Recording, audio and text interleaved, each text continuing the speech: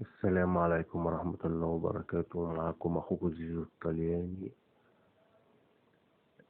دلوقتي أنا يا جماعة جبت لكم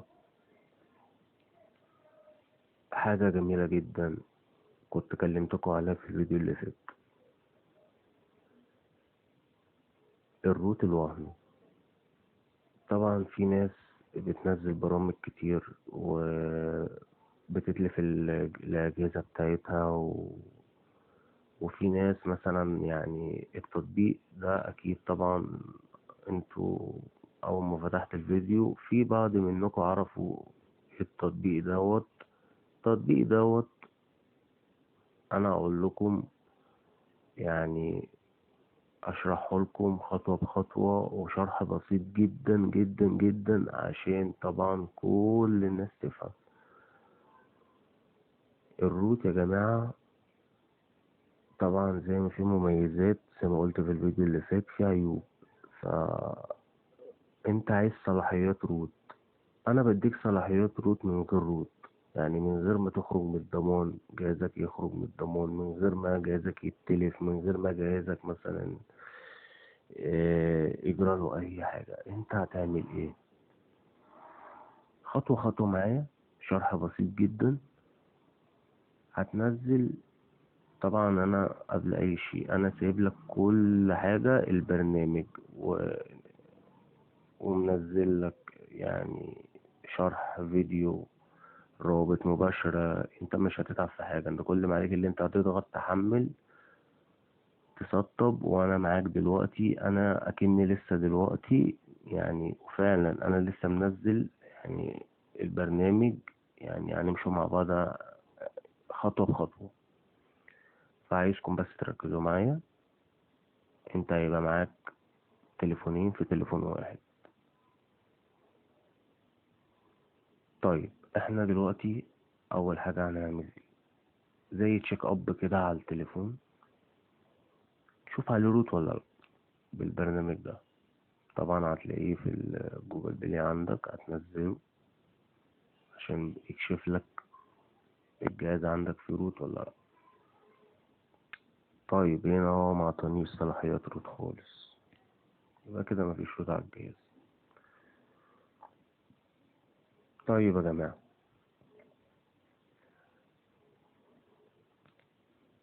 البرنامج ده اللي هو الآلة الحاسبة ده، فيموستول. البرنامج ده انت هتنزله، ركز معايا، النقطة دي مهمة جدا. هتنزله ومش هتفتحه، هتلاقي الرابط بتاعه مباشر في الديسكريبشن تحت في صندوق الوصف، تمام؟ وهتخليه كده زي ما هو. هو ده بقى القصة كلها. طبعا ده برنامج فيموس، برنامج يعني برنامج غني عن التعريف. يعني في أكترية اللي في المجال فاهمينه وعارفين البرنامج ده ايه. بس البرنامج ده يعني اتحذف من على جوجل بلاي، لأن طبعا يعني في إصدارات كتير. الإقبال عليه يعني مش طبيعي. وبجد يعني هو من أفضل البرامج، حتى بالنسبة لي أنا شخصيا. يعني أنت عندك الروت، عندك 100 برنامج. بس أنا بقولك البرنامج ده يعني أنا بستعمله شخصيا. وبجد أنت لما هتستعمله وبالطريقة الصحيحة وبالشرح اللي احنا مشينا عليه واحدة واحدة، خطوة بخطوة، صدقني هيعجبك جدا. انا جايب لكم افضل حاجة، وانا مش بنزل حاجة غير لما بجربها مرة واتنين وتلاتة، عشان المصداقية، وعشان خاطر محدش يقول اللي زيزو بينزل حاجة عشان خاطر يروج بس ويلم مشاهدات ويلم. لا مفيش والله الكلام دوت. انا عايز بس يعني اللي يستفيد يعني يفيد غيره، زي ما انا اتعلمت برضو من ناس. انا يا جماعة لحد دلوقتي والله لسه بتعلم. انا بسجل يعني من تليفون عادي بسيط جدا، ولا بمنتج ولا انا شغال معاكم خطوات يعني، ولا برامج ولا اي. انا بسجل عادي يعني بطريقة سهلة جدا بسيطة. اهم حاجة المعلومات يوصل، واهم حاجة الكل يتعلم. طيب عشان ما نطولش عليكم، وبمناسبة اللي الكل يتعلم ديت، طبعا انا عايز اشكر اخويا وصاحبي آه، ايوب بن، او الدكتور تلياني. طبعا يعني واتعلمت منه كتير. ويا جماعة هسيب لكم الرابط بتاعه، بتاع القناة بتاعته، في صندوق الوصف عندي في الديسكريبشن. يا جماعة والله العظيم، الراجل ده بجد يعني أي حد محتاج أي شيء في ثواني، ما بيتأخرش، ما بيتأخرش على أي حد. طيب يا جماعة دلوقتي احنا هنروح للبرنامج. زي ما قلت لكم، ده أول شيء هتنزله، مش هتفتحه. وعملنا طبعا تشيك اب على الجهاز، معلوش روت، اللي هو الجهاز بتاعك الاصلي. يعني مش مع بعض خطوه بخطوه. انت دلوقتي نزلت البرنامج، هتيجي تفتح البرنامج، انت كده رحت لجهاز تاني خالص، مالكش دعوه بقى بالجهاز الرئيسي بتاعك. تمام. الميزه الجميله بقى هنا، انت هتعمل تشيك اب، هتلاقي هنا هتكسر صلاحيات روت. طيب ازاي؟ انت اول ما هتفتح البرنامج هيقابلك نفس الشاشة دي كده بالظبط، بالجوجل بلاي بالمتصفح بكل دوت، بالضبط بكل دوت. طيب انت دلوقتي زي ما يكون لسه شاري تليفون، انت بقى بتظبطه واحدة واحدة على مالك. لان يعني انا زيك لسه دلوقتي منزل البرنامج، لسه ما ظبطتش بقى كل حاجة. فانت طبعا بقى هتحمل برامج بقى، وهتظبط حساب جديد وكل دوت. طبعا انا هشرحه لك باختصار، وانت بقى تعيش حياتك. طبعا احنا اتأكدنا اللي هنا في روت، نتأكد اكتر ببرنامج اختراق واي فاي، اللي هو الواتس اب برو. ده برنامج جميل جميل جدا يعني، كنت منزله برضو في الفيديوهات اللي فاتت. كان ده بيشتغل بروت ومن غير روت. طبعا كل الشبكات ديت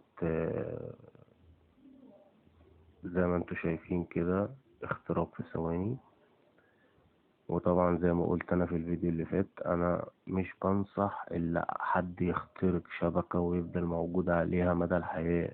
يعني ممكن تتصل بشبكة عند الضرورة فقط، لان ممكن اللي انت داخل عليه دوت يكون فاهم، تلاقي ملفات تليفونك وخصوصيتك تلاقي كلها عنده في ثواني، لان انت بتبقى معاه في نفس الشبكة. فطبعا دي حاجة اسهل من اللي انت كأنك بتشرب كوباية مية. يعني ممكن يبقى عايش معاك يعني في التليفون. فطبعا انا نبهت للموضوع دوت في الفيديو اللي فات، وبنبه ليه في الفيديو دوت، عشان بس تبقى واخد بالك وتبقى واخدة بالك من النقطة ديت. انت ما تتصلش بحد غير عند الضرورة يعني. طيب احنا دلوقتي عرفنا التليفون التاني. دلوقتي معانا في روت، وممكن تخترق بيه اي شبكة. لان طبعا الروت بعض الناس ساعات بيبقى محتاجينه عشان الواي فاي وكشف كلمة السر والحاجات اللي زي كده، مع انه ليه حاجات كتير جدا ممكن تستخدمها، وان شاء الله هتبقى في الشروحات اللي جاية.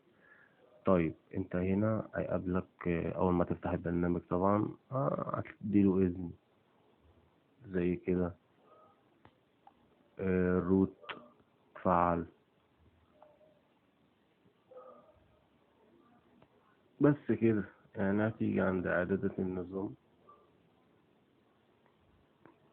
جهاز تاني خالص يا جماعة. والله العظيم برنامج رائع رائع جدا يعني، بنسبة 99%، مش هقول لكم 100%. 99%. مفيش وجه مقارنة بينه وبين أي برنامج روت نزل لحد دلوقتي، لحد 2021 نزلوا منه إصدارات معدلة. بس أنا جايب لكم النسخة الأصلية، لأن النسخ المعدلة ديت يا جماعة مش يعني هتقابلكوا فيها مشاكل كتير. فدي النسخة الأصلية، وإن شاء الله هتشتغل معاك زي ما هي شغالة معايا دلوقتي، تمام زي الفل. طبعا انت دلوقتي لما زي ما قلت لك انت بتجيب تليفون جديد، فانت هتعوز ايه؟ هتعوز اللي انت مثلا تعمل حساب. تمام. انا دلوقتي طلعت بره خالص، عايز اخش على الجهاز تاني. الجهاز التاني عايش معايا، اخش عليه في اي وقت. طيب دلوقتي انا مثلا عاوز اروح اعمل حساب.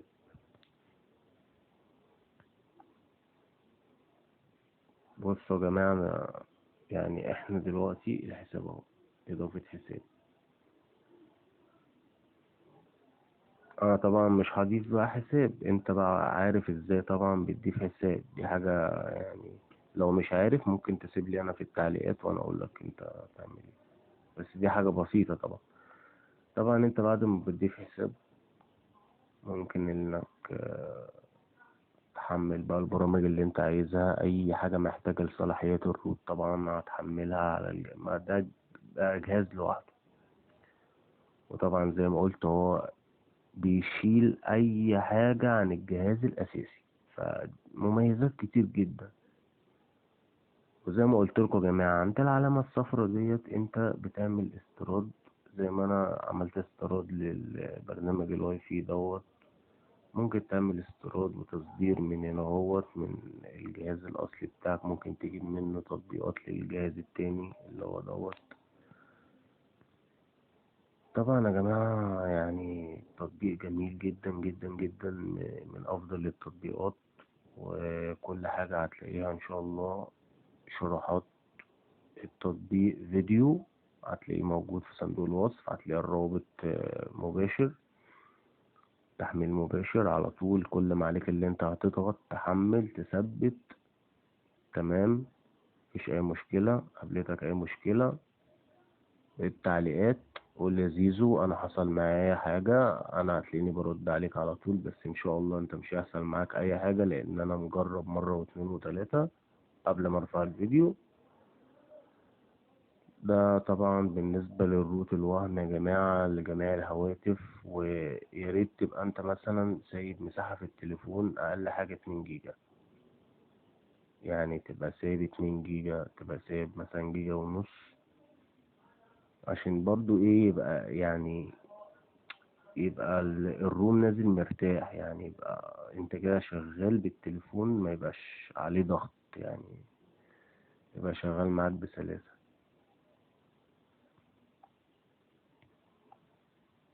طبعا هنا ده المستخدم الخارق. طبعا نسخ الاحتياطي جاهز. طبعا دي حاجات بقى هي من برامج الجهاز. طيب انت دلوقتي مثلا عاوز ايه؟ عاوز تخرج بقى بره. ده الجهاز الرئيسي بتاعك. كده يبقى احنا شرحنا انتهى. ويا جماعة اي حد يعني استفاد من الفيديو، اي حد ظبطت معاه الطريقة زي ما انا شرحتها لكم بكل بساطة، يعني يحاول اللي هو مثلا يشير عشان تعم الفايدة، عشان اللي ما يعرفش يعرف. لان في ناس بتتلف الموبايلات وبتبوظ منها عشان ما عندهاش برضو حتة الخبرة ديت. فانت ممكن برضو ايه يعني تستفيد وتفيد غيرك. وان شاء الله انتظروا الجديد. اخوكم زيزو الطلياني. وكده يبقى احنا خلصنا الفيديو.